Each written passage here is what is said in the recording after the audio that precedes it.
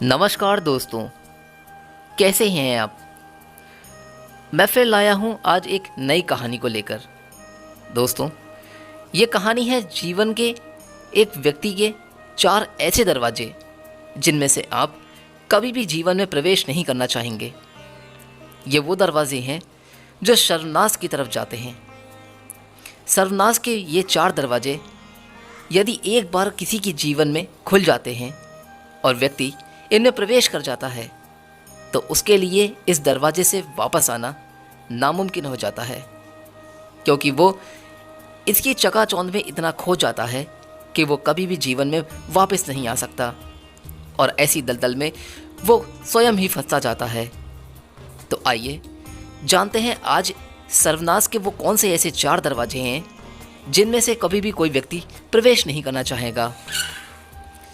इस कहानी को जानने से पहले, इसे सुनने से पहले हम आपसे अनुरोध करना चाहते हैं कि अगर अभी तक आपने इस वीडियो को लाइक नहीं किया है तो प्लीज़ एक बार इस वीडियो को लाइक करके हमारे इस चैनल को प्लीज़ सब्सक्राइब करना ना भूलें।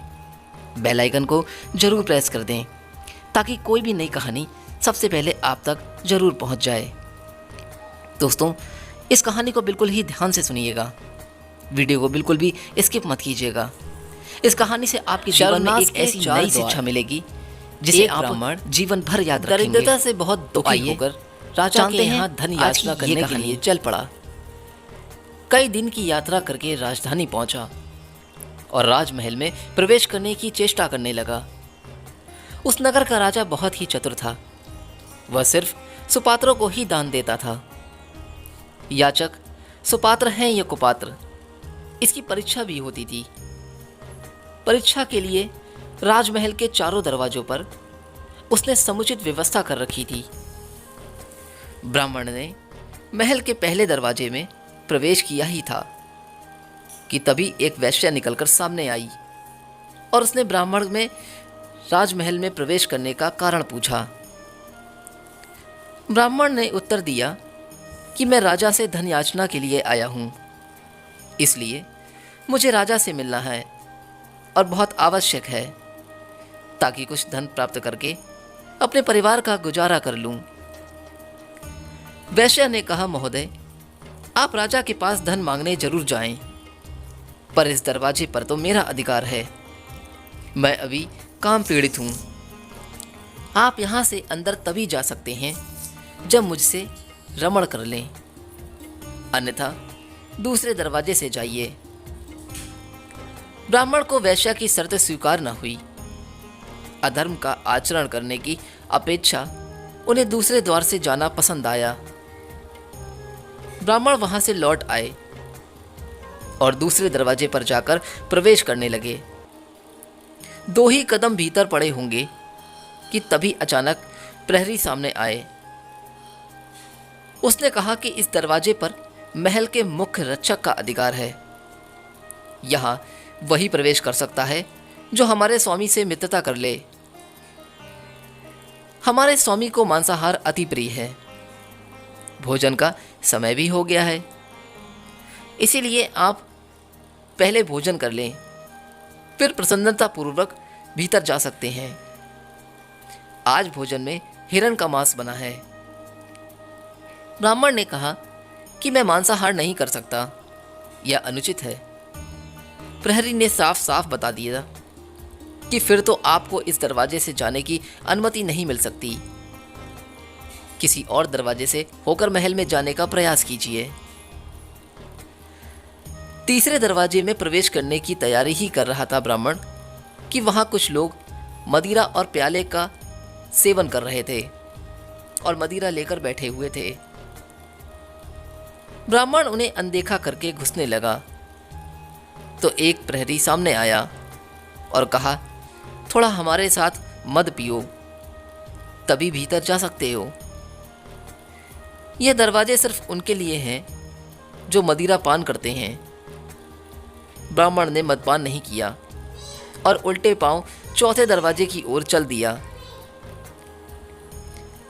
चौथे दरवाजे पर पहुंचकर ब्राह्मण ने देखा कि वहां जुआ हो रहा है।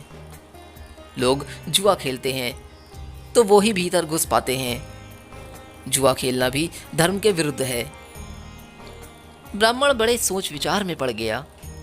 अब किस तरह भीतर प्रवेश हो। चारों दरवाजों पर धर्म विरोधी शर्तें हैं। पैसे की मुझे बहुत ही जरूरत है, इसलिए भीतर प्रवेश करना भी बहुत जरूरी है। एक ओर धर्म था तो दूसरी ओर धन। दोनों के बीच घमासान युद्ध उसके मस्तिष्क में होने लगा। ब्राह्मण जरा सा फिसला। उसने सोचा कि जुआ तो छोटा पाप है, इसको थोड़ा सा कर लें तो तनिक सा पाप होगा। मेरे पास 1 रुपया बचा है, क्यों ना इस रुपए से जुआ खेल लूं और भीतर प्रवेश पाने का अधिकारी हो जाऊं। विचारों को विश्वास रूप में बदलते देर न लगी। ब्राह्मण जुआ खेलने लगा। 1 रुपए के 2 हुए, 2 के 4, 4 के 8। जीत पर जीत होने लगी। ब्राह्मण राजा के पास जाना भूल गया। अब जुआ खेलने लगा था। जीत पर जीत होने लगी। शाम तक हजारों रुपयों का ढेर जमा हो गया। जुआ बंद हुआ। ब्राह्मण ने रुपयों की गठरी बांध ली। दिन भर से कुछ भी नहीं खाया था तो भूख भी जोर से लग रही थी। पास में कोई भोजन की दुकान भी नहीं थी। ब्राह्मण ने सोचा, रात का समय है, कौन देखता है, चलकर दूसरे दरवाजे पर मांस का भोजन भी मिलता है, क्यों ना वहीं कुछ खा लिया जाए। स्वादिष्ट भोजन मिलता है और पैसा भी खर्च नहीं होता। ये तो दोहरा लाभ है। जरा सा पाप करने में कुछ हर्ज नहीं, और मैं तो लोगों के पाप के प्रायश्चित कराता हूं। फिर अपनी क्या चिंता है, कर लेंगे कुछ ना कुछ। ब्राह्मण ने मांस मिश्रित स्वादिष्ट भोजन को छक कर खाया। अस्वाभाविक भोजन को पचाने के लिए अस्वाभाविक पाचक पदार्थों की जरूरत जरूर पड़ती है।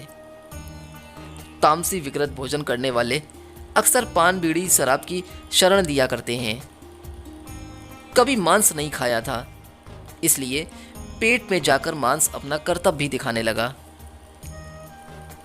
अब ब्राह्मण को मदपान की आवश्यकता सी महसूस हुई। आगे के दरवाजे की ओर चले और मदिरा की कई प्यालियां चढ़ा ली। अब वह 3 प्रकार के नशे में थे। धन काफी था, साथ में सो धन का नशा, मांसाहार का नशा और मदिरा भी आ गई थी। कंचन के बाद कुछ का, सुरा के बाद सुंदरी का ध्यान आना ये तो स्वाभाविक ही है।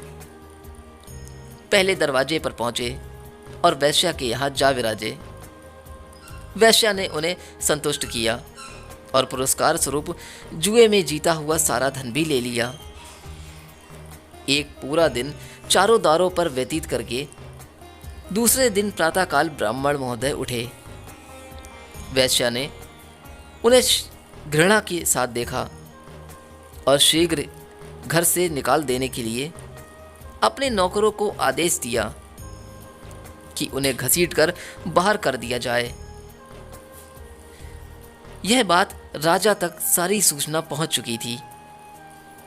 ब्राह्मण फिर चारों दरवाजों पर गया और सब जगह खुद ही कहा कि वह शर्तें पूरी करने के लिए तैयार है।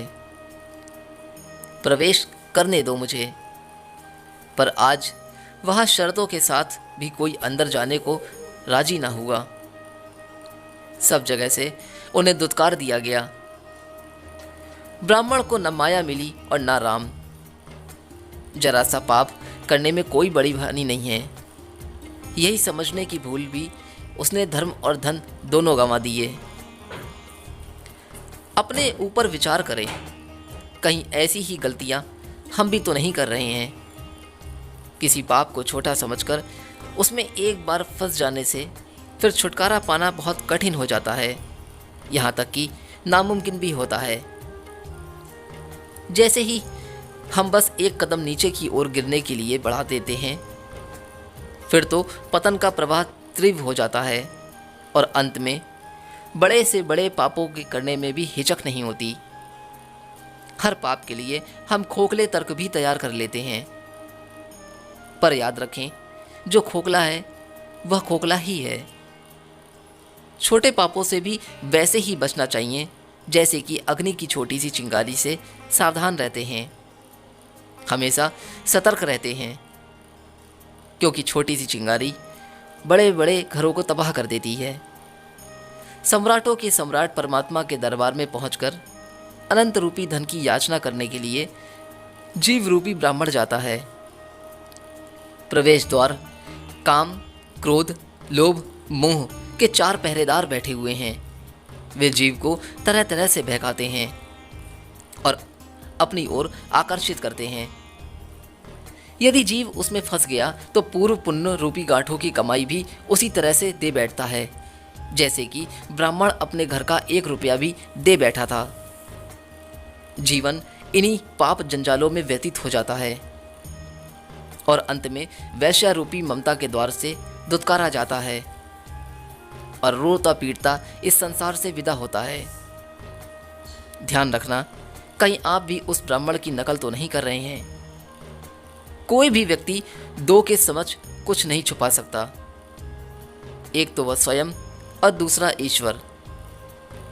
आपकी अंतरात्मा आपको कई बार हल्का सा ही सही एक संकेत देती जाती है कि आप जो कर रहे हैं वह उचित है या नहीं, परंतु लालच में फंसे हम अंतरात्मा की उस आवाज़ को दबाते जाते हैं और दबाते ही जाते हैं। अंतरात्मा की आवाज़ धीरे धीरे धीमी हो जाती है और एक दिन ऐसा भी होता है कि आपकी अंतरात्मा आपको टोकना ही बंद कर देती है। बस समझ लीजिए कि उस दिन से आप पूर्ण रूप से पापी बन चुके हैं। जैसे ही आपको सही और गलत का फर्क दिखाने वाली ईश्वरी शक्ति आपकी अंतरात्मा ने आपका साथ छोड़ दिया है, तब आपको गर्त में जाने से कोई भी नहीं रोक सकता और ना ही कोई बचा सकता है। बहुत से लोग कहते हैं कि इस संसार में पापी ही फलते फूलते हैं, यह उनका वहम है। उन पापियों के पूर्व जन्म के कुछ ऐसे पुण्य होते हैं जिनके प्रताप से उन्हें छोटी छोटी सफलता मिलती रहती है। आप ऐसे समझ लें कि वे अपने बैंक बैलेंस में से खा रहे हैं। अगर उन्होंने अपने कर्म अच्छे रखे होते तो उस बैंक बैलेंस में वृद्धि करके वो संसार के स्वामी बन सकते थे, पर वह तो उसे नष्ट करते जा रहे हैं। हर जीव अपने कर्म के लिए उत्तरदायी होता है। उसे अपना कर्म अच्छा रखना है। आपको चारों द्वारों पर बैठे 4 मायावी तो बहकाने आएंगे ही। आपने उनकी माया को जीत लिया तो अनंत कोष आपके लिए खुला है, अन्यथा संसार से विदा नहीं होंगे, दुत्कार कर भगाए भी नहीं जाएंगे। आशा करता हूं दोस्तों कि इस कहानी से आपको बहुत अच्छी शिक्षा मिली होगी। कहते हैं कि किस्मत का दरवाज़ा बहुत मुश्किल से खुलता है, परंतु ये 4 दरवाजे हमेशा खुले रहते हैं। इसलिए जो भी व्यक्ति इन दरवाजे में एक बार प्रवेश करता है वो वापस लौट नहीं पाता और दलदल में फंसता जाता है। दोस्तों, कहानी अच्छी लगी हो तो प्लीज़ एक बार इस वीडियो को लाइक करके चैनल को हमारे प्लीज़ सब्सक्राइब करना मत भूलिएगा। फिर मिलता हूँ बहुत ही कोई अच्छी नई कहानी या कथा को लेकर। तब तक के लिए आप अपने जीवन में स्वस्थ और खुश रहें। जय श्री राम।